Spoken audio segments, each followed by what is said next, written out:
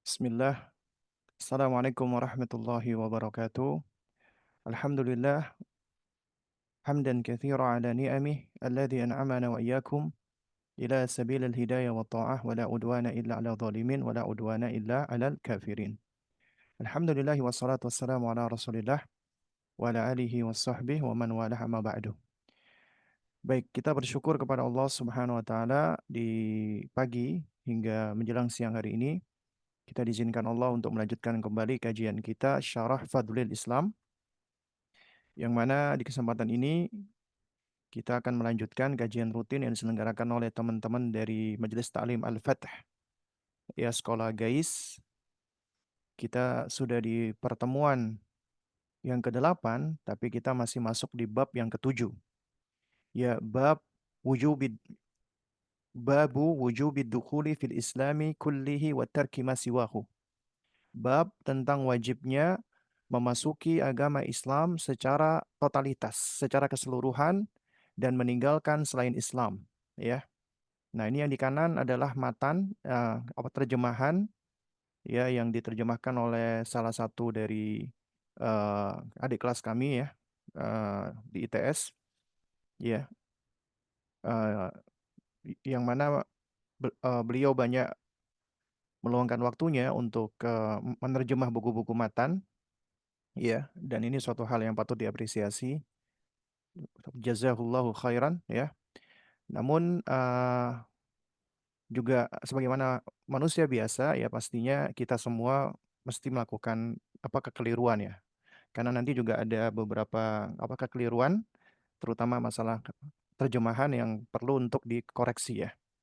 Nah, jadi yang di kiri ini adalah syarah, ya, syarahnya Syekh Saleh Al-Utsaimin hafizahullah. Kita akan mengacu ke, ya, syarah dari Syekh Saleh Al-Utsaimin karena ringkas, mudah, dan tidak sulit, ya, untuk dipahami. Nah, baik. Jadi bab wajibnya masuk ke dalam Islam secara keseluruhan atau totalitas dan wajibnya meninggalkan selain Islam. Ya.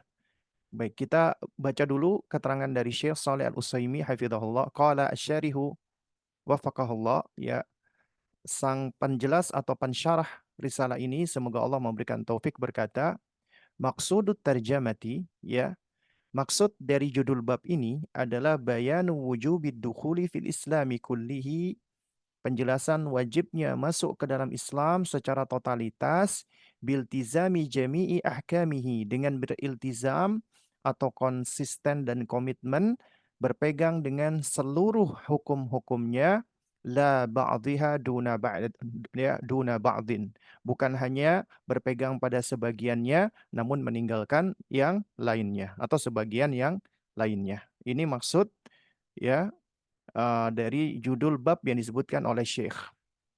Kemudian kata Syekh Shalih Al-Utsaimin hafizahullah, wa ta'kidu biqaulihi kullihi, ya, dan penekanan itu pada ucapan beliau kullihi, ya, yaitu dukhuli fil islami kullihi, ya, yaitu totalitas.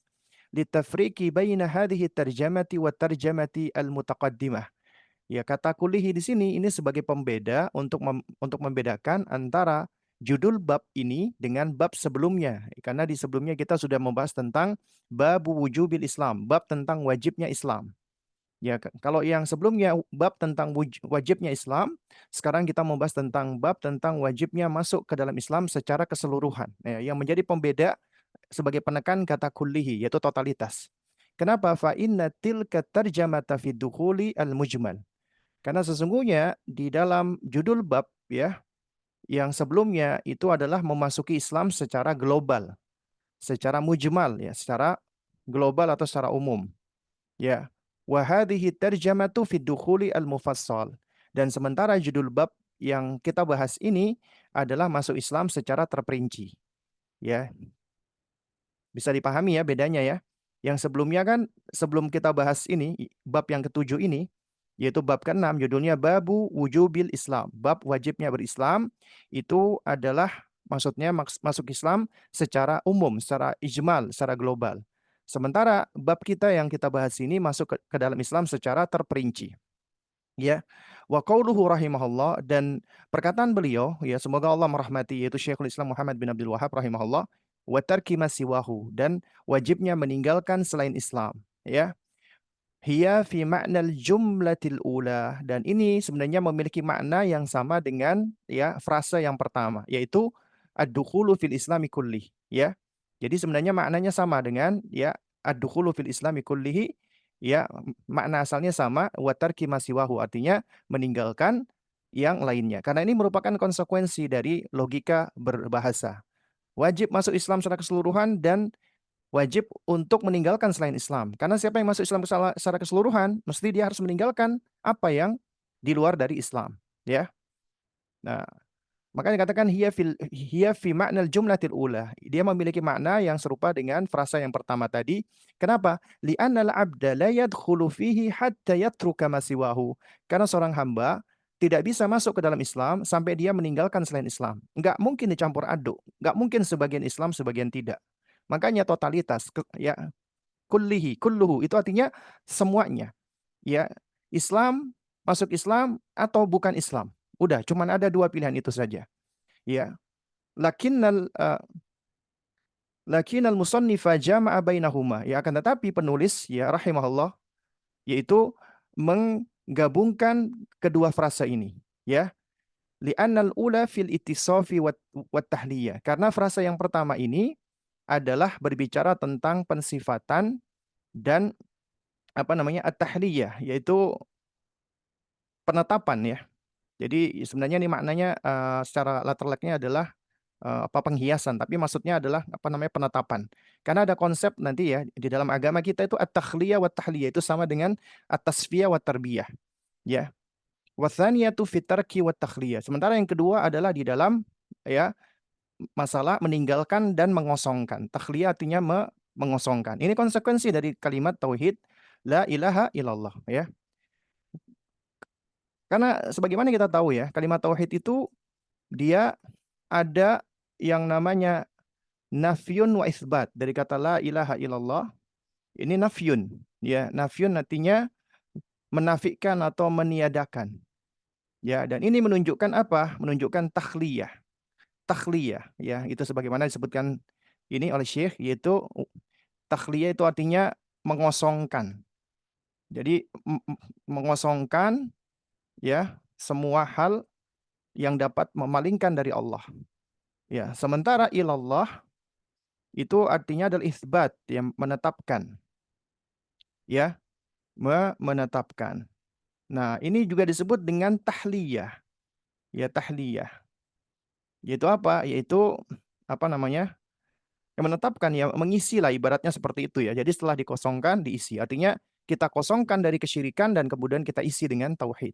Ini suatu hal yang tidak bisa dipisahkan, ya. Ini patut untuk kita pahami bersama bahwasanya kalimat tauhid la ilaha illallah itu tidak bisa dipisahkan, ya. Nah, kita lanjutkan lagi keterangan Syekh di sini, ya. Ntar ini saya geser dulu sebentar.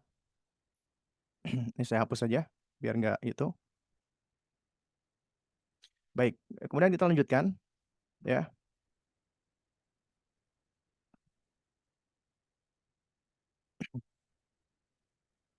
Wa dzakara al-musannifu rahimahullahu litahqiqi maqsud at-tarjamati thamaniyata adillah.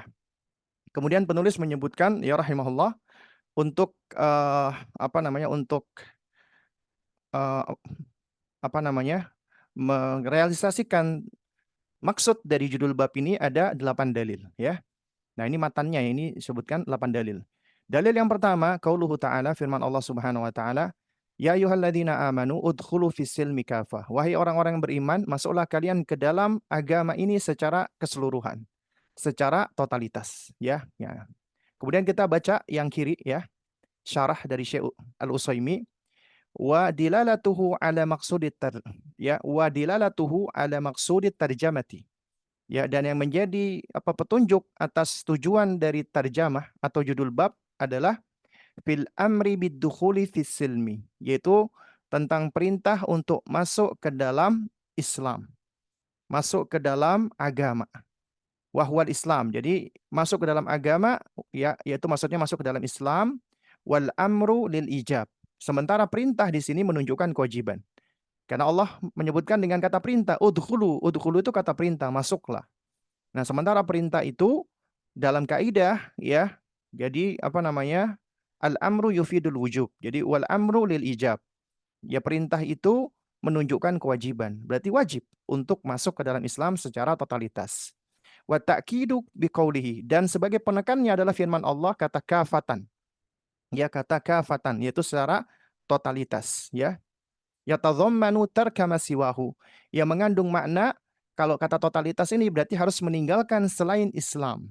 Kenapa? Li'anna man kharaja an syai'in minhu waqa'a fima siwahu. Ya.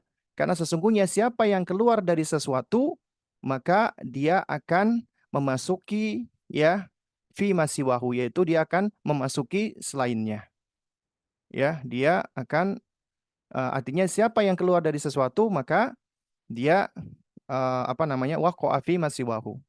Ya, ini sama dengan konsep tadi yaitu at-tahliyah wa takhliyah atau at-takhliyah wa tahliyah. Ya.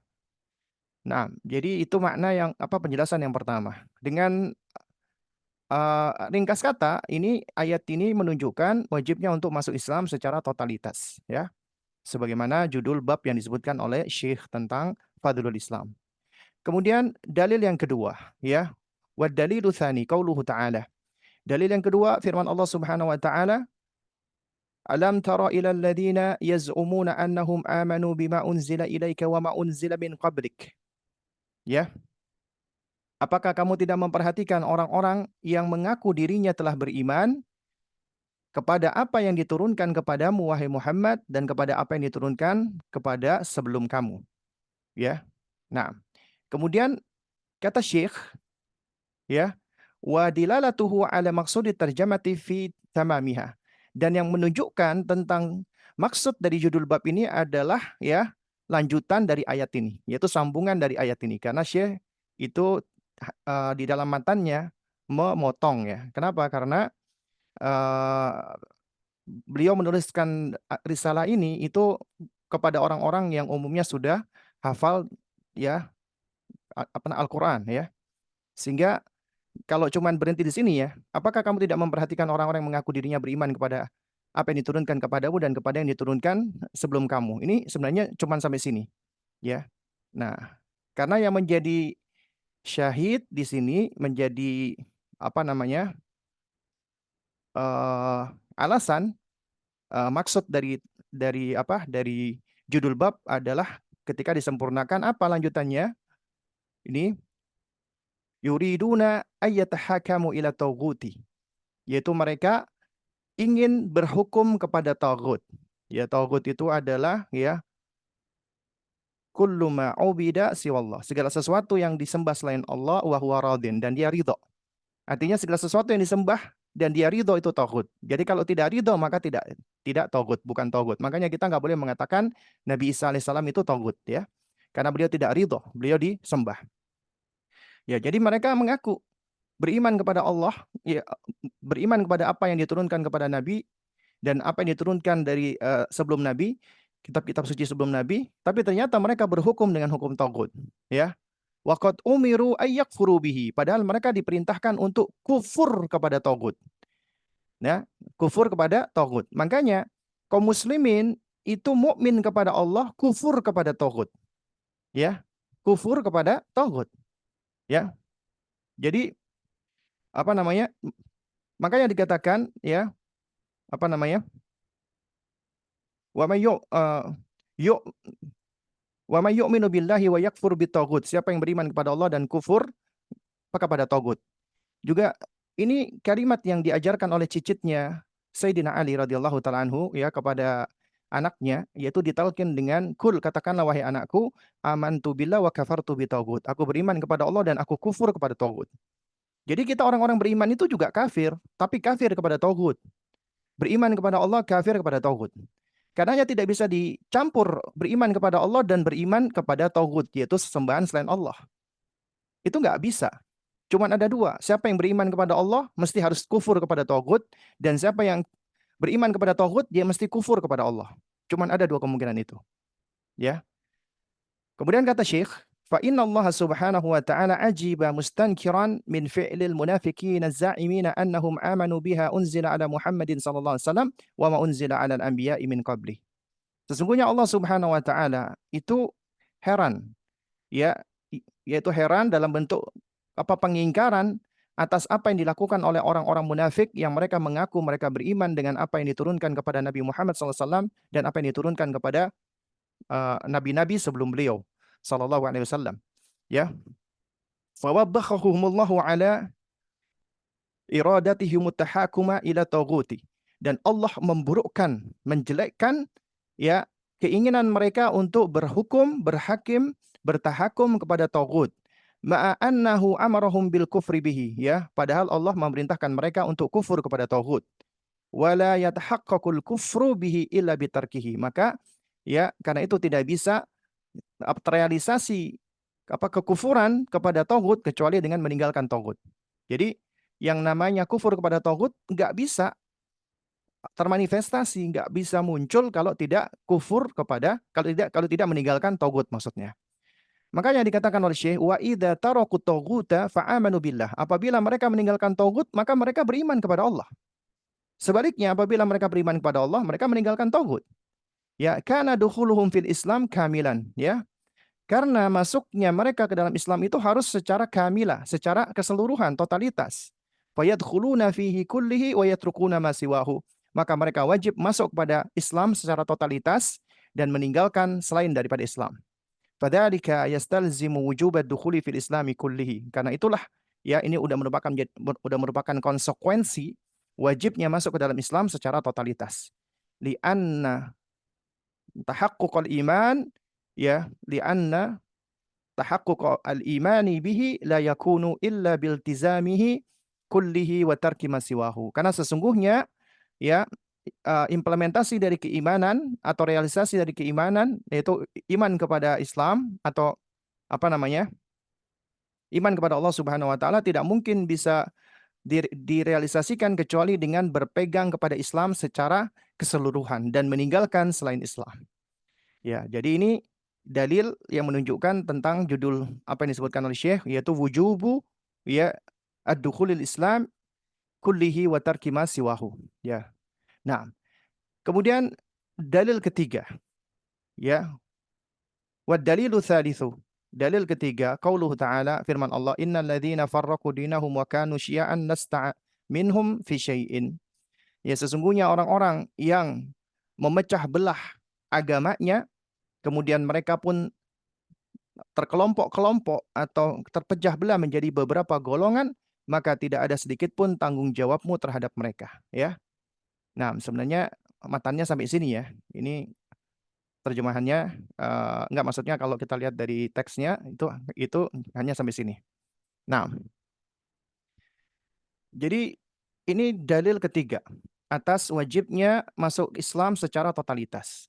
Kemudian kata Syekh Shalih Al-Utsaimin hafizahullah, wa dilalatuhu ala maqsudit tarjamah, yang menjadi petunjuk atas maksud dari judul bab adalah fi qoulihi, di dalam firman-Nya Allah, lasta minhum fi syai'in. Jadi itu tidak menjadi tanggung jawabmu wahai Muhammad sedikit pun. Mereka yang memecah belah agamanya dan kemudian mereka berpecah belah menjadi golongan-golongan, itu bukan menjadi tanggung jawabmu sedikit pun, ya. Kata Syekh, fal mufarriquna dinahum laisu ala tariqati Muhammadin sallallahu alaihi wasallam allati bu'itsa biha.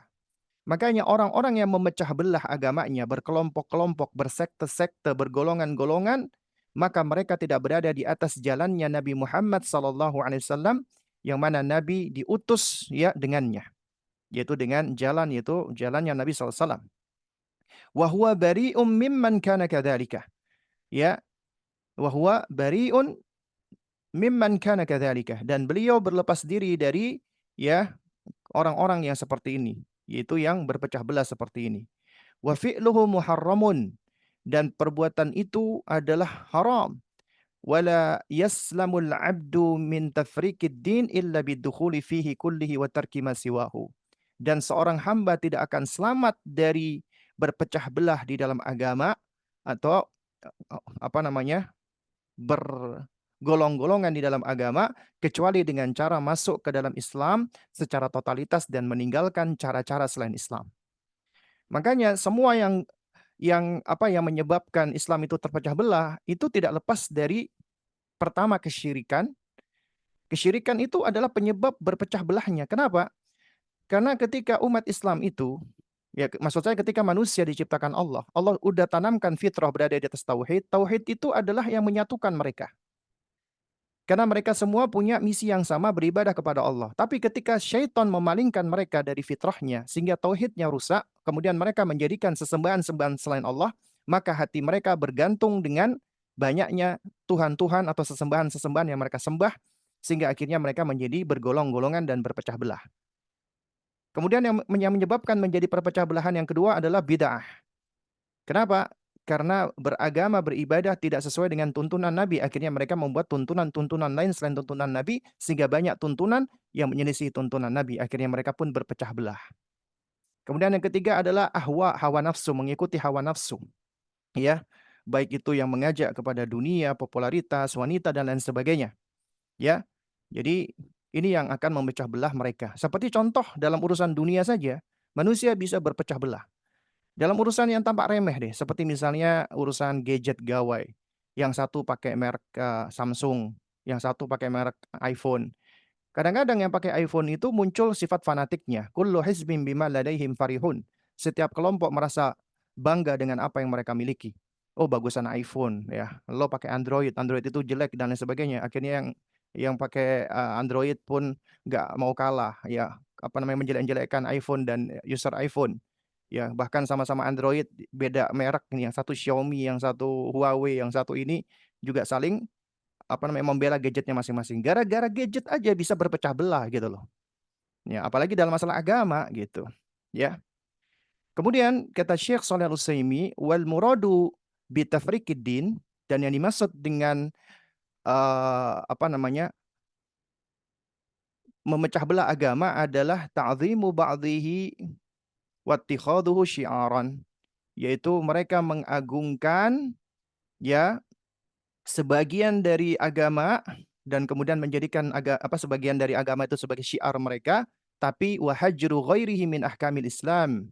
Tapi mereka meninggalkan sebagian dari hukum-hukum Islam wa adamul intihadhi ilaihi, dan mereka tidak memberikan perhatian pada hal tersebut. Nah, makanya orang-orang yang berkelompok-kelompok itu mereka bisa dikenal ya, mereka itu punya fokus pada satu hal. Misalnya mereka hanya fokus untuk menyerukan ini, itu jadi syiar mereka, tapi mereka meninggalkan hal-hal yang lainnya. Yang lebih parah apalagi kalau yang ditinggalkan adalah masalah masalah tauhid ya. Jadi jatuh kepada kesyirikan. Nah, kemudian dalil yang keempat ya, wad dalilur rabi, dalil yang keempat, qauluhu ta'ala, firman Allah Subhanahu wa taala. Yauma tabyaddu wujuhun wa taswaddu wujuhun. Ya, yaitu hari ya apa namanya? Ma Oh ya, ini dia. Yaitu hari di mana ketika itu ada wajah yang memutih dan ada wajah yang menghitam. Qala Ibnu Abbas radhiyallahu anhuma fi qoulihi ta'ala. Jadi Abdullah bin Abbas radhiyallahu ta'ala anhuma berkata ketika menafsirkan firman Allah, yauma tabyaddu wujuhun wa taswaddu wujuhun, yaitu hari di mana ketika itu ada wajah yang menghitam, ada wajah yang memutih ya, sinar bersinar terang, dan ada wajah yang menghitam, gelap ya. Nah, kemudian kata Ibnu Abbas radhiyallahu taala anhuma ya, tabyaddu wujuhu ahli sunnati wal i'tilaf. Yang akan memutih atau bercahaya adalah wajahnya ahli sunnah dan ahli i'tilaf, yaitu orang-orang yang mereka bersatu di atas agama. Ya, wa taswaddu wujuhu ahli bidah wal ikhtilaf. Dan menghitamlah wajah-wajahnya ahli bidah dan orang-orang yang suka berikhtilaf, suka berpecah belah, suka berselisih. Ya, ini ucapan Abdullah bin Abbas ketika menafsirkan surat Ali Imran 106. Nah, coba kita baca di sini apa yang diterangkan oleh Syekh Shalih Al-Utsaimin, ya hafizahullah. Ya, wa dzakara fihi al-musannifu tafsir Ibnu Abbas radhiyallahu taala anhuma. Ya, penulis rahimahullah di dalam hal ini menyebutkan penafsiran dari Abdullah bin Abbas ya, yakni tabyaddu wujuhu ahli sunnati wal itilafi wa taswaddu wujuhu ahli bid'ah wal ikhtilafi. Ya, maka memutihlah wajahnya ahli sunnah dan orang-orang yang bersatu di atas agama, dan menghitamlah wajah-wajahnya ahli bidah dan orang-orang yang berselisih, senang berpecah belah. Ya. Kemudian kata Syekh, ini riwayat akhrajahu Ibnu Abi Hatim fi tafsirihi. Dikeluarkan oleh Ibnu Abi Hatim di dalam tafsir beliau, kemudian juga dinukilkan oleh siapa namanya? Wallalaka'i ya, fi syarhi usuli i'tiqadi ahli sunnati wal jamaah, oleh Imam Al-Lalaka'i di dalam kitab Syarah Usul I'tiqad Ahli Sunnah wal Jamaah bi isnadin la yathbut. Nih perhatikan. Dengan sanad yang tidak valid. Ya, dengan sanad yang tidak valid. Nah, kemudian kata Syekh, wasihatul ma'na min ma'akhiri al-musamahati 'inda al-mufassirin. Ya, dan benarnya makna dari yang diriwayatkan ini adalah termasuk apa kekeliruan dari begitu tolerannya ya yang dilakukan oleh ulama-ulama ya ahli tafsir. Karena di dalam metodenya ahli tafsir mereka longgar ya, artinya riwayat-riwayat itu longgar, tidak sebagaimana ilmu hadis. Bahkan juga banyak di antara mereka juga menukilkan dari ya dari apa namanya? Dari Bani Israel atau kita apa dari riwayat-riwayat Israiliyat ya. Naam, fa innahum idza kana al-ma'na sahihan tawassa'u ya fi ma yuridunahu musnadan 'anis sahabati wa ghairihim ya. Jadi karena sesungguhnya mereka para ulama ahli tafsir apabila makna dari riwayat itu sahih maka mereka itu longgar ya atas apa yang mereka dapati ya untuk mereka sandarkan kepada sahabat dan selainnya.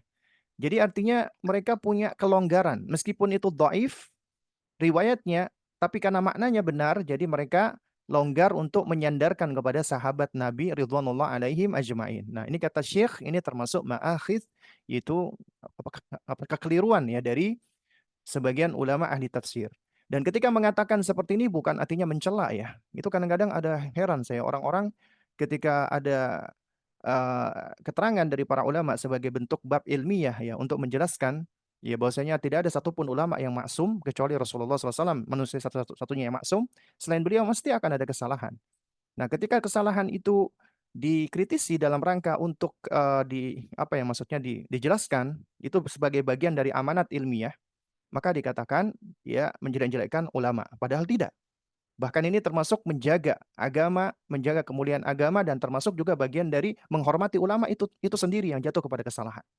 Karena mereka tentunya menginginkan kebenaran. Ya, namun tidak semua orang ternyata bisa jatuh 100% kepada kebenaran itu sendiri. Nah, kemudian kata Syekh Shalih Al-Utsaimin hafizahullah, ya, wa fi sunnati thabitat ya, thabitati ya ma yughni anhu. Dan di dalam sunnah yang valid, yang sahih, ya, itu apa namanya? Ada hadisnya yang sudah cukup, artinya sudah tidak butuh lagi dengan hal ini. Sebagaimana kata Syekh, Farawa Ahmadu bisanadin hasanin min hadithi Abi Ghalib. Yaitu diriwayatkan oleh Imam Ahmad dengan sanad yang hasan dari hadis Abi Ghalib, ya. An Umamah radhiyallahu taala anhu, an Abi Umamah, dari apa namanya? Abi Umamah Al-Bahili radhiyallahu taala anhu, annahu ra'a ru'usan mansubatan ya yakni marfu'atan. Beliau pernah suatu ketika melihat ya apa namanya? eh, adanya orang-orang apa pembesar-pembesar itu yang diangkat-angkat ya. Artinya itu yang ditinggi-tinggikan ya.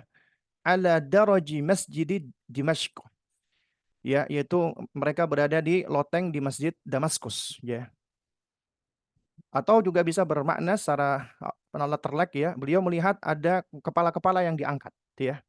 Karena kata ru'us ini jamak dari kepala ya. Mansuban artinya marfu'atan, yaitu kepala-kepala yang diangkat, yaitu di loteng Masjid Dimaski ya, atau Masjid Damaskus.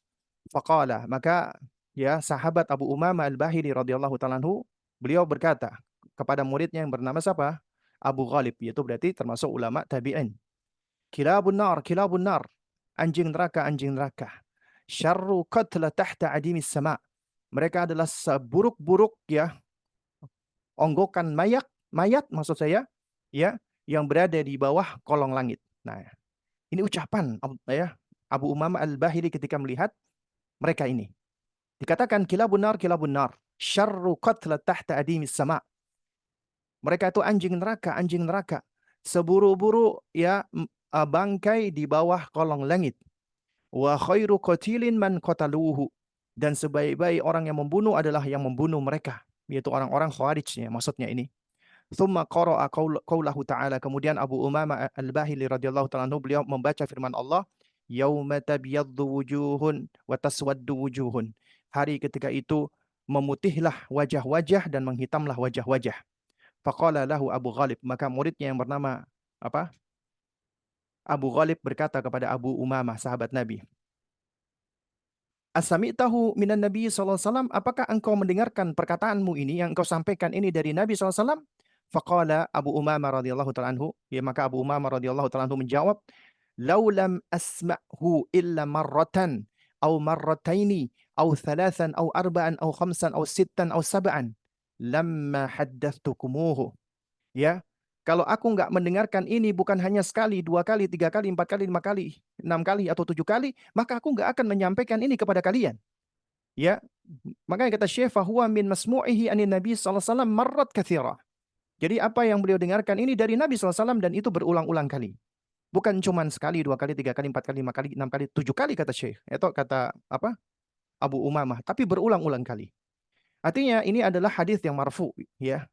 Karena ya ini sesuatu yang didengarkan oleh Abu Umamah Al-Bahili dari Nabi Shallallahu Alaihi Wasallam dan ini yang sahih, yang hadisnya hasan diriwayatkan oleh Imam Ahmad.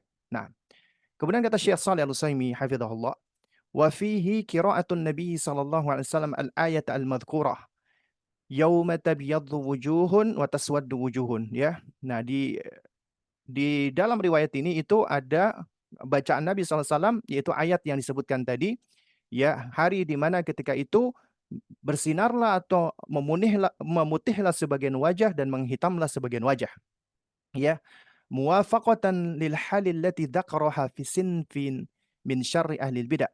Ini selaras dengan keadaan yang beliau sebutkan berkaitan dengan sifat dari ya, dari sifat keburukan ahli bidah, wahum al khawarij, ya, dan mereka adalah al khawarij. Maka dikatakan fa iradul ayati ala makna ahli bidah wad dhalal sahih. Maka ya maksud dari ayat yaitu yang bermakna dari yang menghitam wajahnya itu adalah ahli bidah wad dhalal, yaitu pengikut kebid'ahan dan kesesatan, itu maknanya sahih.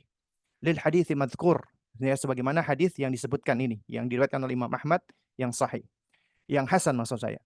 Wa makna al-ayati a'ammu min hadha. Namun makna ayat ini ya yaitu yauma tabyaddu wujuhun wa taswaddu wujuhun itu sebenarnya lebih umum daripada penafsiran ini.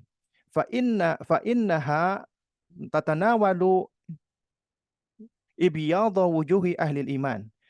Karena sesungguhnya ya makna ayat ini juga memiliki makna putihnya atau bersinarnya wajah-wajahnya para ahli iman, ya, waswidada wujuhi ahli kufran, dan juga menghitamnya wajah-wajahnya ya orang-orang yang kafir, ya, ahli kufran. Ya dzakarahu Ibnu Jarir At-Tabari, sebagaimana disebutkan oleh Ibnu Jarir At-Tabari, wa yurwa fihi syai'un ma'thurun bi isnadin la ba'sa bihi an Ubay bin Ka'ab, dan juga diriwayatkan ya apa namanya berkenaan dengan ini, yaitu sesuatu yang datang yang ma'thur dengan sanad yang la ba'sa bihi, sanadnya tidak mengapa, artinya sanadnya tidak dhaif, ya. Ini di antara sebutan ulama ahli hadis, yaitu ya sanad hadis yang la ba'sa bihi itu adalah di antara makna yang semakna dengan hadis hasan, yaitu dari Ubay bin Ka'ab radhiyallahu taala anhuma, afwan, ya, dari Ubay bin Ka'ab radhiyallahu taala anhu, fayakunul madhkuru min tafsiriha bi ahli al-bid'ah wad dhalali min jumlatil khasil madhkuri min afradil ami ta'dhiman lahu, ya, yaitu apa namanya, fayakunul madhkur min tafsiriha bi ahlil bidah. Jadi yang disebutkan dari penafsiran ayat ini sebagai ahlil bidah dan dolal, yaitu pengikut kebid'ahan dan pengikut kesesatan, yaitu yang wajahnya menghitam, ini adalah min jumlatil khas al-madhkur min afradil am. Ini adalah ya termasuk uh, frase yang khusus ya, ya yang disebutkan ya dari apa namanya? Dari apa afrodil am, yaitu dari uh, individu ya, dari individu-individu yang umum ya, ta'dziman lahu, untuk membesarkan hal ini. Pahami maksudnya? Jadi maksudnya begini. Jadi sebenarnya yang akan menghitam wajahnya itu adalah orang-orang yang memiliki penyimpangan, apa kekufuran, ya. Nah, tapi kenapa disebutkan ahlil bidah wad dhalal? Ya, ini disebutkan secara khusus, padahal itu maknanya lebih umum daripada itu, adalah untuk ta'ziman lahu, untuk membesarkan betapa bahayanya ahlil bidah wad dhalal. Ya, itu betapa bahayanya pengikut kebid'ahan dan pengikut kesesatan. Ya. Nah, ini menunjukkan apa? Menunjukkan bahwasanya wajib untuk berpegang Islam secara keseluruhan, totalitas, maka wajib juga untuk meninggalkan segala hal yang dapat ya menghantarkan kepada kebid'ahan dan kesesatan. Artinya harus meninggalkan selain daripada Islam itu sendiri. Nah, kemudian kata Syekh, wa dilalatuhu ala maksudi terjamah, yang menunjukkan maksud dari judul bab ya, dari dalil ini ya, dalil dari riwayat apa namanya? eh dari siapa? Riwayat subhanallah ya. Nah, apa namanya? Yang disebutkan di sini yaitu dari riwayat Abdullah bin Abbas ya, Afwan ya. Abdullah bin Abbas radhiyallahu taala anhuma ya, anna tabyidul wujuhi yakunu biluzumil islami kulli. Bahwasanya ya memutihnya wajah nanti di hari kiamat, wajah akan memutih dan bersinar itu haruslah dengan berpegang teguh kepada Islam secara totalitas. Kemudian waswidaduha yakunu bitarkihi, dan menghitamnya wajah lantaran karena meninggalkan Islam. Faltizamu dukhuli fil islami kullihi wajib. Makanya berpegang dengan masuknya untuk masuk pada Islam secara totalitas itu hukumnya wajib. Ya, litawakkufin najati alaihi fil akhirah. Ya, dikarenakan apa? Dikarenakan inilah yang akan menyebabkan keselamatan baginya di akhirat. Ya, jadi jadi ketika itu orang-orang ahlu sunnah ya, mereka akan wajahnya memutih dan bersinar. Nah, kemudian dalil yang kelima, ya, wa dalilul khamis ya. Jadi ini memang dalilnya cukup banyak disebutkan oleh Syekh ya. Wa dalilul khamis, dalil yang kelima adalah hadis Abdullah bin Umar radhiyallahu taala anhuma. Yaitu hadis dari ya Abdullah bin Umar. Nah, ini sebenarnya hadis kalau dari matannya adalah hadis dari disebutkan oleh Syekh ya, apa namanya? Abdullah bin Umar. Nah, sepertinya saudara kita yang menerjemahkan ini menukil dari kitab hadis yang benar, karena sebenarnya bukan Abdullah bin Umar yang meriwayatkan tapi Abdullah bin Amr ya, bukan Abdullah bin Umar tapi Abdullah bin Amr, karena secara matan ini sebenarnya Syekh keliru menyebutkan Abdullah bin Umar sebagaimana nanti dijelaskan oleh Syekh Saleh Al-Utsaimin di sini. Ya, beliau berkata, qala Rasulullah SAW, ya Rasulullah SAW bersabda ya,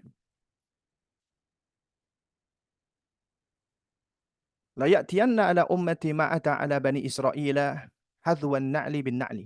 Ya, sungguh kelak akan datang kepada umatku apa yang akan datang atau menimpa Bani Israel sedikit demi sedikit. Ya, jadi itu hadwan na'li bin na'li memang makna letterliknya itu adalah ya sejajarnya sandal dengan sandal. Tapi maksudnya akan mengikuti setapak demi setapak, itu maksudnya. Ya, jadi jadi maknanya adalah akan mengikuti ya apa akan menimpa umatku sebagaimana yang menimpa Bani Israel itu setapak demi setapak, sedikit demi sedikit maksudnya. Hatta in kana minhum man ata ummahu alaniyatan, bahkan sampai-sampai apabila ada di antara mereka yang menggauli ibunya secara terang-terangan, ya. Artinya mendatangi ibunya secara terang-terangan ini artinya melakukan hubungan ya seksual dengan ibunya secara terang-terangan, ya, incest. Lakana fi ummati man yasna'u dzalika. Maka niscaya akan ada umatku yang ikut-ikutan melakukan hal ini. Waliyadzubillah, waliyadzubillah. Ya. Saking mereka tasyabbuh mengikuti ya orang-orang dari Bani Israel. Wa inna Bani Israila tafarraqat ala thintaini was sab'ina millah. Sesungguhnya orang-orang dari Bani Israel akan berpecah belah menjadi 72 millah, golongan. Wa taftariqu ummati ala 73 millah. Dan akan berpecah belah umatku menjadi 73 golongan. Kulluha finnari illa millatan wahidah. Semuanya masuk neraka kecuali golongan yang satu. Qalu wa man hiya ya Rasulullah? Siapa golongan yang satu itu wahai Rasulullah? Kata sahabat, qala ma ana alaihi wa ashabi. Yaitu aku dan sahabatku berada di atasnya. Nah, lalu kemudian kita lanjutkan dulu ya. Kata Syekh Muhammad bin Abdul Wahab rahimahullah penulis, "Falyata'ammal al-mu'minu alladhi yarju liqa'a Allah kalam as-sadiq al-masduqi fi hadzal maqam." Ya, hendaknya orang beriman itu berusaha untuk merenungi, ya. Jadi ini keliru ya. Orang yang beriman yang mengharap ini falyata'ammal ini menunjukkan kata perintah, ya. Hendaknya orang-orang beriman itu berusaha untuk apa namanya merenungi ya. Jadi afwan ya. Oh, ini udah benar ini ya. Jadi apa namanya? Al-mu'minul ladzi yarju liqa Allahi kalam as-sadiqil masduq fi hadzal maqam. Ya, orang yang beriman yang mengharapkan perjumpaan dengan Allah, ya, hendaknya merenungi ucapan as-sadiqil masduq. Ya, jadi ucapan orang yang jujur, yang benar lagi dibenarkan yaitu Rasulullah. Fi hadzal maqam, ya. Berkaitan dengan apa namanya? Dengan hal ini, ya. Khususan qauluhu ya, apa terutama sabda beliau ma'ana alaihi washabi, yaitu aku dan para sahabatku berada di atasnya. Ya li hadhil mau'izah law wafaqat minal qulubi hayatan, ya. Dan kata Syekh ya li hadhil mau'izah, ini benar ya. Dan sungguh benar-benar ya uh, atau alangkah indahnya, alangkah benarnya ya nasihat ini. Law wafaqat minal qulub ya hayatan. Yang mana sekiranya ini merasuk ke dalam hati, maka akan menjadikan hati itu hidup. Ya, nah. Sekarang kita baca syarahnya. Wa dalilul khamis, dalil yang kelima ya adalah hadis Abdullah bin Umar radhiyallahu taala anhuma annahu qala qala Rasulullah sallallahu alaihi wasallam ya la ya'tiyanna ala ummati wa akhiruhu. Ya hadis kata Syekh Muhammad bin Abdul Wahab, hadis Abdullah bin Umar yaitu sabda Nabi akan datang kepada umatku dan seterusnya. Ini hadis yang akhrajahu at-Tirmidzi bi isnadin dhaifin. Ini perhatikan. Hadis yang diriwayatkan oleh Imam Tirmidzi dengan sanad yang dhaif. Lakin min hadithi Abdullah bin Amrin. Tapi sebenarnya ini dari hadis Abdullah bin Amr. La min hadithi Abdullah bin Umar. Bukan dari hadis Abdullah bin Umar. Artinya Syekh keliru di sini.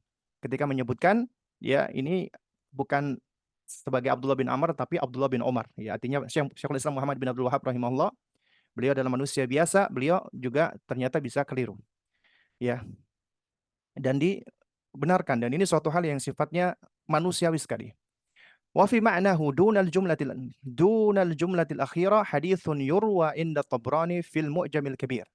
Dan secara makna ya di luar dari frasa kalimat yang terakhir yaitu tentang berpecah belahnya ya Yahudi atau Bani Israel dan umat Islam, maka ini hadis yang juga diriwayatkan dari Imam Tabrani di dalam Al-Mu'jamil Kabir dari sahabat Auf bin Zaid radhiyallahu anhu, dari sahabat Auf bin Zaid ya, wa isnaduhu dhaif, dan sanadnya dhaif ya, yaitu mulai dari sini ya, apa namanya? La ya'tiyanna ala ummati ma ata ala bani Israil. Hadzun nahli bin na'li hatta in kana minhum man ata ummat ya man ata ummahu alaniyatan lakana fi ummati man yasna'u dzalik ya. Itu yang dimaksud ya. Jadi juga ada yang semakna diriwayatkan oleh Imam Tabrani di dalam Al-Mu'jamul Kabir dari Auf bin Zaid tapi ternyata sanadnya dhaif. Wal jumlatul ula laha syahidun fi sahihaini. Tapi ya frasa dari apa ya dari sabda dari ucapan Nabi yang pertama ini yang dhaif ini ya itu ternyata juga memiliki syahid ya. Jadi ada hadis yang semakna yang bisa menjadi penguat di dalam sahihaini, di dalam Bukhari dan Muslim. Min hadithi Abi Sa'id Al-Khudri radhiyallahu anhu, dari hadis Abi Sa'id Al-Khudri anna Rasulullah SAW qala, bahwasanya Nabi SAW bersabda, la tattabi'unna sanana alladziina qablakum shibran bi shibrin wa dhira'an bi dhira'in. Ini hadis yang masyhur ya, yaitu kalian akan benar-benar mengikuti kebiasaan-kebiasaan orang-orang sebelum kalian, ya sahasta demi sahasta, sejengkal demi sejengkal ya, dikatakan hatta law dakhalu juhra dhabbi la dakhaltumuhu. Sekiranya mereka itu masuk ke dalam lubang dhab atau kadal gurun, maka kalian pun akan mengikutinya. Ya. Nah, jadi ini hadis dari Imam Bukhari dan Muslim ya. Kemudian wali akhirih syahidun min hadithi Anas radhiyallahu anhu 'inda Tabrani fil Mu'jamil Awsat wal was-Saghir wala yasih. Ya, dan frasa yang terakhir ini frasa dari hadis Nabi yaitu wa inna bani Israil tafarraqat ya ala thintaini wa sab'ina millah wa taftariqu ummati ala thalathin wa sab'ina millah ya. Jadi 73 golongan umatku akan berpecah belah ya. Itu kata Syekh Shalih Al-Utsaimin ya. Ini juga memiliki syahid, memiliki penguat dari hadis Anas bin Malik yang diriwayatkan oleh Imam At-Tabrani di dalam Mu'jamil Awsat dan Mu'jamil Saghir. Jadi Imam At-Tabrani itu punya 3 kitab Mu'jam. Ya kumpulan dari riwayat-riwayat hadis, yaitu yang paling tebal adalah Mu'jamul Kabir, yang sedang itu Al-Mu'jamul Awsat, yang paling kecil adalah Al-Mu'jamus Saghir. Tapi ternyata sanadnya tidak sahih. Ya, nah, tapi kata Syekh, wa yurwa fi hadzal ma'na ahaditsu tuqawwi jumal hadzal hadithi wa tasihhu biha. Akan tetapi diriwayatkan yang semakna itu hadis-hadis, banyak hadis yang semakna dengan ini yang dapat menguatkan ya apa namanya makna dari perkataan di dalam hadis ini sehingga menjadikan hadisnya sahih. Ya, sehingga menjadikan hadisnya yang tadinya dhaif karena banyak riwayatnya itu terangkat riwayat tadi ya. Wa akaduha al jumlatul ula, dan yang lebih apa namanya lebih dikuatkan lagi adalah ya frase yang apa pertama ini, yaitu umat ini akan ikut-ikutan orang-orang sebelum kita, yaitu orang-orang Yahudi dan Nasrani ya. Artinya ini suatu hal yang memang ada riwayat yang sahih. Namun di sini Syekhul Islam Muhammad bin Abdul Wahab rahimahullah beliau menukilkan riwayat yang tidak sahih. Ya, padahal riwayat yang sahih ada di dalam Bukhari Muslim dan juga ada riwayat-riwayat lain tentang berpecah belahnya umat ini juga di dalam riwayat-riwayat yang lain. Ya. Nah, kemudian kata Syekh Shalih Al-Utsaimin hafizahullah wa dilalatuhu ala maqsudi tarjamati min wajhaini. Ya, yang menunjukkan maksud dari judul bab ya, dari dalil ini itu dari 2 sisi. Ahaduhuma, sisi pertama, fi dzikril iftiraq, yaitu ketika menyebutkan perpecahan. Ya, wa mujibuhu akhdhu ba'did dini wa tarku ba'dihi. Ya, yang mana ini yang mana ini merupakan konsekuensi dari mengambil sebagian agama dan meninggalkan sebagiannya. Orang-orang cuma mengambil sebagian dari urusan agama dan meninggalkan sebagiannya. Ya, wal wa'idu alaihi burhanu hurmatihi, dan ancaman di dalamnya ya, yaitu di sini dijelaskan kan diberikan ancaman. Ancaman apa? Ancaman neraka. Ini menunjukkan apa? Menunjukkan jelasnya akan haramnya berpecah belah. Wal akhar, yang sisi yang kedua, dzikru anna najiyah huwa al-baqi ala ma kana alaihi Rasulullah sallallahu alaihi wasallam wa ashabu. Ya. Jadi apa penyebutan yang selamat, yaitu adalah mereka yang tetap berada di atas apa yang Rasulullah dan para sahabat berada di atasnya, yaitu ma'ana alaihi washabi. Walladzi kanu alaihi huwa dukhulu fil islami kullihi, yaitu yang mana mereka adalah orang-orang yang masuk ke dalam Islam secara totalitas. Fawajaba dukhulu fil islami kullih, maka wajib masuk ke dalam Islam secara totalitas. Ya, litawakkufin najati alaihi, ya. Dan ini yang akan mendapatkan keselamatan ya uh, padanya. Nah, kemudian kita lanjutkan lagi dalil yang keenam, wa dalilus sadis ya. Nah, jadi ini dalil yang terakhir, Afan. Ya, jadi ada 6 dalil. Wa dalilus sadisu, dalil yang keenam ya. Nah, wa rawahu aidan min hadithi Abi Hurairah wa sahahahu, yaitu juga diriwayatkan ya.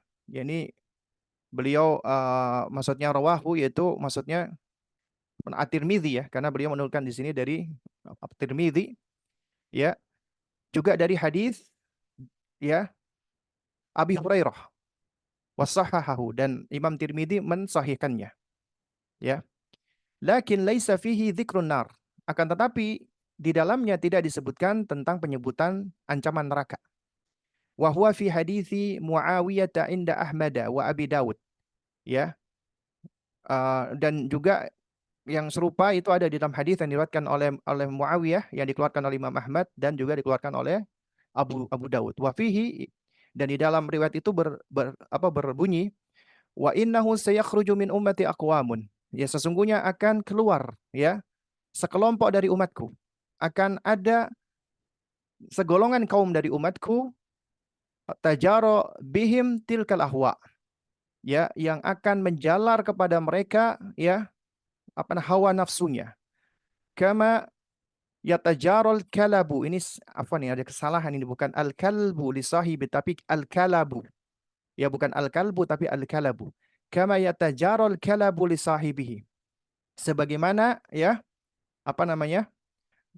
menjalarnya penyakit anjing gila atau rabies. Jadi al-kalabu itu artinya rabies, anjing gila. Di sini yang menerjemahkan keliru ya ketika menerjemahkan mengikuti hawa nafsunya seperti anjing mengikuti tuannya. Ya, ini terjemahan yang salah, yang keliru. Ya, jadi yang benar adalah ya kelak akan datang sekelompok dari ada sejumlah kaum dari umatku yang mana mereka itu ya apa namanya eh tajaro bihim tilkal ahwa, yang akan menimpa kepada mereka ini al ahwa, hawa-hawa nafsu ya, kama yatajarul kalabu li sahibi, sebagaimana penyakit rabies anjing gila itu menjalar kepada pemiliknya atau yang kena. La yabqa minhu irqun wala mafsilun ya illa dakhalahu, dan tidaklah tersisa darinya urat dan persendian melainkan akan dirasuki oleh penyakit anjing gila tadi atau rabies. Makanya dikatakan mengikuti hawa nafsu itu seperti orang yang terjangkit dengan penyakit anjing gila atau rabies. Menjalar begitu cepat dan sulit diobati. Ya, ini yang disebutkan di sini. Ya, makanya ini saya kasih catatan di dalam terjemahan ini ya, karena ada kesalahan yang cukup fatal karena merubah makna ya, karena merubah makna. Baik. Kita baca keterangan Syekh Shalih Al-Utsaimin ya. Wa dalilu sadisu hadithu Abi Hurairah radhiyallahu anhu bimakna hadits Ibni Amr.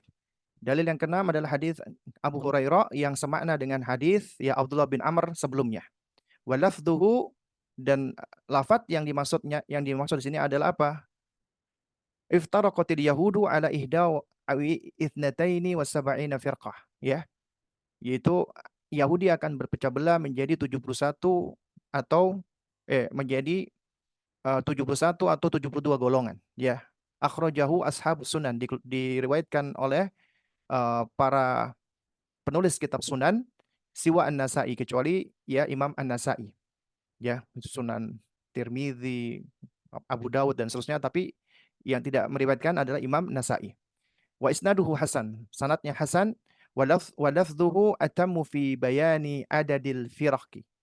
Ya, dan lafadznya itu lebih lengkap ketika menjelaskan tentang jumlah kelompok tersebut. Karena disebutkan Yahudi menjadi 71 atau 72, kemudian juga orang-orang Nasrani menjadi 72 golongan, sedangkan Islam menjadi 73 golongan.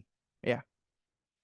Nah, wadilalatuhu ala maksud terjamah yang menunjukkan maksud dari judul bab ini adalah fi dzikri iftiraqi hadhil ummah al-waqi' bi akhdhi ba'did dini wa tarki ba'dihi, yaitu tentang disebutkannya adanya perselisihan atau perpecahan di umat ini yang terjadi lantaran karena mengambil sebagian agama dan meninggalkan sebagian yang lainnya.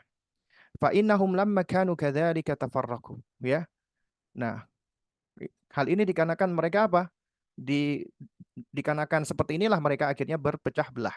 Wa hadza dalun ala hurmati iftiraqihim, dan ini merupakan dalil yang menunjukkan atas haramnya berpecah belah, berkelompok-kelompok dan bergolong-golongan, wa wujubi iltizamihim ad-dina kullahu, dan wajibnya untuk berpegang dengan agama seluruhnya, totalitas. Dalil yang terakhir, afwan ya, bukan 6 ya. Ini ada 8 dalil ya, afwan. Wa dalilu sabi, dalil yang ketujuh adalah hadis Muawiyah ya. Jadi ini jadikan satu. Jadi ini ada hadis wa huwa fi hadis Muawiyah inda Ahmad ya. Itu dalil yang ketujuh adalah hadis Muawiyah radhiyallahu taala anhu wa fihi wa innahu sayakhruju fi ummati qaumun tatajara bihim tilkal ahwa ya. Akan keluar dari umatku ini sekelompok kaum yang mana mereka akan terjangkiti dengan hawa nafsu. Ya rawahu Abu Dawud wa isnaduhu hasan. Diriwayatkan oleh Imam Abu Dawud dengan sanad yang hasan. Wal kalabu, nah ini kata Syekh, wal kalabu da'un yusibul insana min adhati kalbin bihi mithlul jununi. Yaitu penyakit yang menimpa manusia karena gigitan anjing yang seperti penyakit gila ya. Ya, jadi itulah rabies. Wa dilalatuhu ala maqsudi tarjamati min thalathi wujuhin. Yang menjadi petunjuk atas maksud dari judul bab itu dari tiga sisi. Fal wajhul awwal wa tsani huma al mutaqaddimani fi hadithi Abdullah bin Amr. Ya, jadi sisi pertama dan kedua itu sudah disebutkan sama seperti ya sisi yang ada di hadis dari Abdullah bin Amr, yaitu ini ya, apa kedua hal ini? Apa? Yaitu tentang adanya perpecahan, yang mana perpecahan ini karena mengambil sebagian agama, meninggalkan sebagiannya, dan kemudian ancaman dengan neraka menunjukkan atas betapa jelasnya keharamannya. Yang kedua adalah menyebutkan yang selamat adalah mereka yang berpegang dengan apa yang Rasulullah dan para sahabat berada di atasnya, yaitu dengan cara berpegang dengan Islam secara totalitas ya. Dan itulah yang menyebabkan mereka selamat. Nah, jadi Syekh meringkas di sini ya. Jadi fal wajhul awwal wa tsani huma al mutaqaddimani fi hadits Abdullah bin Amr, sama dengan faidah dari hadits Abdullah bin Amr tadi. Nah, adapun wal wajhu tsalits ya, sisi yang ketiga adalah fi tasmiyatihim ahwaan, yaitu di dalam penamaan mereka dengan sebutan ahwa, yaitu mengikuti hawa nafsu. Fal ahwa'u dhalalun, karena sesungguhnya hawa nafsu itu kesesatan, ya. Wa tajarihim biha dalilun ala tamadihim fiha. Dan menjalarnya hawa nafsu ini merupakan dalil atas ya menunjukkan apa tamadihim, mereka ngeyel keras kepala di atasnya, pengen terus-terusan berada di atas kesesatan dan hawa nafsu tersebut. Wala yanzi'ul abdu minal hawa illal huda, ya. Dan seorang hamba tidak bisa menarik dari hawa nafsu, mencabut dari hawa kecuali dengan petunjuk, ya. Ya, dan seorang hamba tidak bisa menarik apa namanya?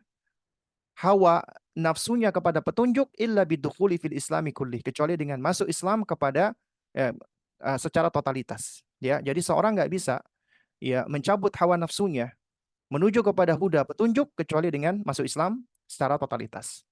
Kemudian yang terakhir wa dalilu tsamin, dalil yang kedelapan, haditsu wa mubtaghin fil islami sunnatal jahiliyah ya, yaitu orang-orang yang mengharapkan adanya perilaku-perilaku jahiliyah di dalam Islam ya. Nah, ini ya. Ini sudah disebutkan kata Syekh wa huwa indal Bukhari, diriwayatkan oleh Imam Bukhari min hadithi Abdullah bin Ibni Abbas radhiyallahu taala anhuma, yaitu dari hadis Abdullah bin Abbas radhiyallahu taala anhuma, wa taqaddama lafdhuhu fi babi wujubil Islam. Ini sudah dipelajari di bab wujubul Islam. Ya, silakan dibuka di bahasan sebelumnya, yaitu tentang ya tiga tiga manusia yang paling Allah murkai ya. Apa namanya? Abghadun nasi thalatha ya. Tiga golongan manusia yang paling Allah murkai. Di antaranya adalah apa? Mubtaghin fil islami sunnatal jahiliyah. Yaitu orang yang mengharapkan untuk bisa berbuat kejahiliaan di dalam Islam. Ya. Ini yang dimurkai oleh Allah. Bahkan yang paling besar murkanya Allah Subhanahu wa taala. Hadis yang sahih diriwayatkan oleh Imam Bukhari.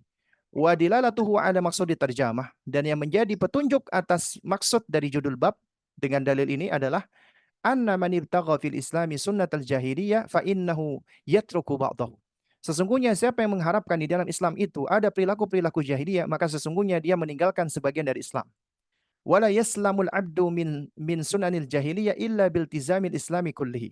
Dan seorang hamba tidak akan selamat dari perilaku-perilaku jahiliyah kecuali dengan berpegang dengan Islam secara totalitas. Fayakunu dukhulu fil islami wajiban. Karena itulah masuk ke dalam Islam secara totalitas wajib ya. Litawakkufis salamati min sunanil jahiliyati ala dukhuli fihi kullihi. Ya. Karena apa? Karena didapatkannya keselamatan, apa namanya, dari perilaku-perilaku jahiliyah, yaitu dengan masuk ke dalam Islam secara totalitas. Fala yatabarra'ul abdu min sunanil jahiliyah, ya, dan tidaklah seorang hamba itu berlepas diri dari perilaku-perilaku jahiliyah, wala yan'a bi nafsihi, dan juga tidaklah dia apa namanya, eh, menceburkan dirinya ya anha, ya, atau menjauhkan dirinya dari perilaku-perilaku jahiliyah, illa idzal tazama dinal Islam kullahu, kecuali dengan cara dia beriltizam dengan agama Islam secara totalitas, ya. Kemudian kata Syekh terakhir, wa syiddatul bughdhi dalilun ala syiddatil hurmah.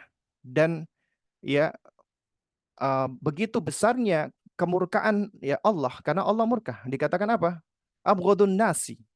Ya, yaitu manusia yang paling dimurkai Allah. Ini menunjukkan atas betapa besarnya haram keharamannya. Wala yanjul abdu min hadzal bughdhi illa bi muwafaqati mahbubillahi ta'ala.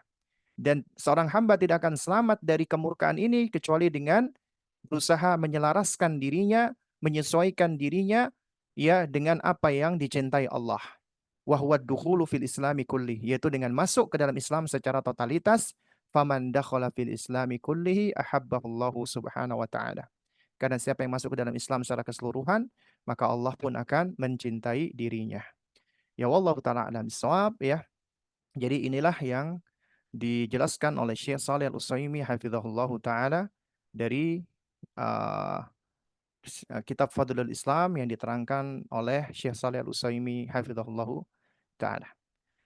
Udah ada pertanyaan yang masuk. Seorang sebelumnya memiliki keyakinan bahwa alat-alat kesehatan miliknya dapat mengobati penyakit yang dideritanya. Kemudian datang kepada beliau nasihat bergantung kepada alat-alat tersebut mendekati kesyirikan.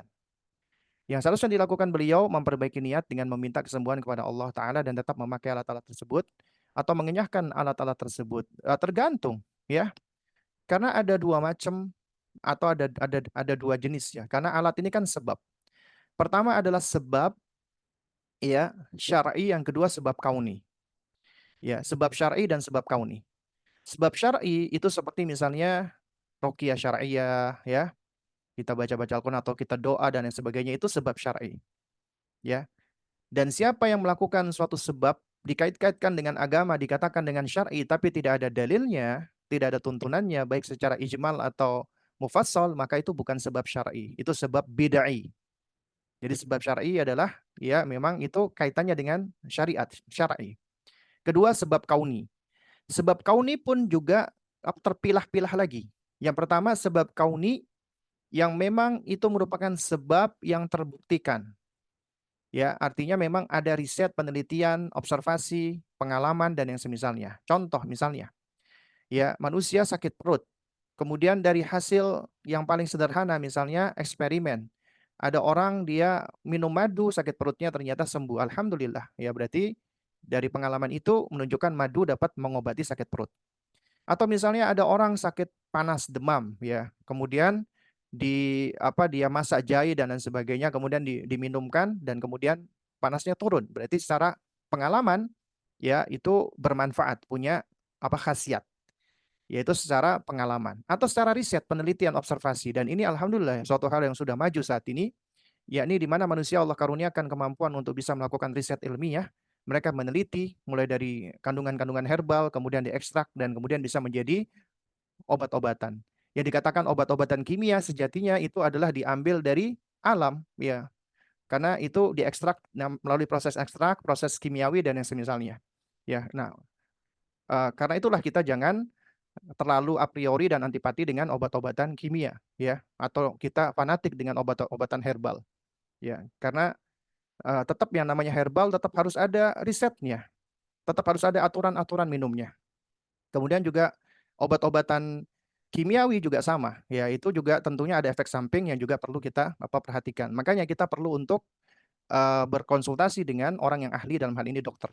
Jadi kalau kita mengkonsumsi obat-obatan itu boleh, ya, ini suatu hal yang diperbolehkan. Ini termasuk sebab kauni yang diperbolehkan. Nah, tapi yang nggak boleh adalah sebab kauni, yaitu sebab sebab kauni itu kita sebut juga dengan sebab duniawi, yaitu dengan cara mengaitkan sesuatu yang tidak terbukti. Contoh misalnya, ya, dengan misalnya pakai giok ya, dengan giok ini nanti ya itu bisa menjadi sebab kesembuhan. Kenapa? Karena dipercaya ada gelombang-gelombang magnetik dari ini dan itu. Kalau itu tidak ada penelitiannya secara ilmiah saintifik, maka nggak boleh kita ya berobat dengan pengobatan seperti itu. Ya, ya. Jadi syaratnya harus ada apa? Harus ada entah itu pengalaman dan pengalaman pun juga tidak bisa dijadikan sebagai standar karena pengalaman orang beda-beda. Karena yang lebih tepat adalah dengan observasi dan riset ilmiah. Ya. Nah, jadi kalau misalnya ada orang berobat dengan alat-alat apa pengobatan, sekarang ada misalnya pakai laser atau pakai alat pijat dan yang semisalnya, dan itu memang ada penelitiannya, itu bisa membantu di dalam apa pengobatan, maka hukumnya mubah, asalnya boleh, boleh saja. Tapi tentunya kita nggak boleh meyakini yang menyembuhkan adalah alat itu sebagai sebab. Ya, itu adalah sebab. Ya.